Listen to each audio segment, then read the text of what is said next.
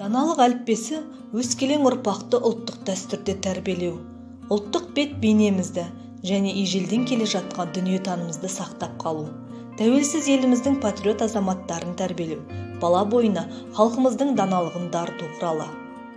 Аталған кешенді нұсқаулық 12 кітап және сөйлейтін қаламнан тұрады.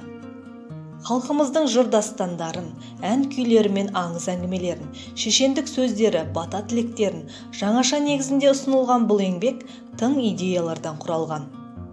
Даналық әліппесі жинағына қобыз үні, домбыра күйі, бесік жыры, халық әні, халық аңызы, халық ертегісі, халық тағылымы, халық жыры, нақыл сөз, билер сөзі, аталар сөзі, бабалар батасы енгізілген. Осы аталған құнды дүниенің ішінен бабалар батасына тоқталсақ. Бата талайдың бағын ашқан, талайдың құтын қашырған, талайды сөзден жаңылтып, талайды елге танытқан. Әр батаның жөн жоралғысын жазбай таныған. Батаны жұртымыз қасиетті қариядан, абыз ағадан, өнегесі мол үлкеннен күткен. Әр батаның жөн жоралғысын жазбай таныған. Батаның түрі де мол.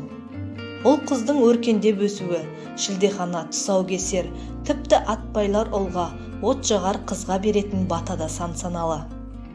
Сол секілді ас қайырғанда, дастархан иесіне риза болғанда, той жиында, наурызда жарапазан айтқан жастарға беретін батада аз емес.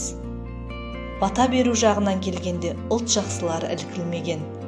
Әркез ірілік танытып, кісілік қасиетін көрсетіп отырған. Ендеше даласындай кең, данасындай терең мағыналы бабалар батасын назарларыңызға ұсынамыз. Ақылың ассын, ықыласың тассын.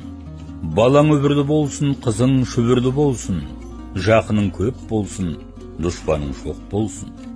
Жақсы келсін қасыңа, нұр жаусын басыңа. Көшің көлікті болсын, қонысың түлікті болсын. Қатулықтан аулақ бол, татулыққа жақын бол. Дәуренің сәнді болсын, ғұмырың мәнді болсын. Таңың азанды болсын, үйің қазанды болсын. Шаңырағыңа шат құйылсын, дастарханыңа жұрт жиылсын. Әумин.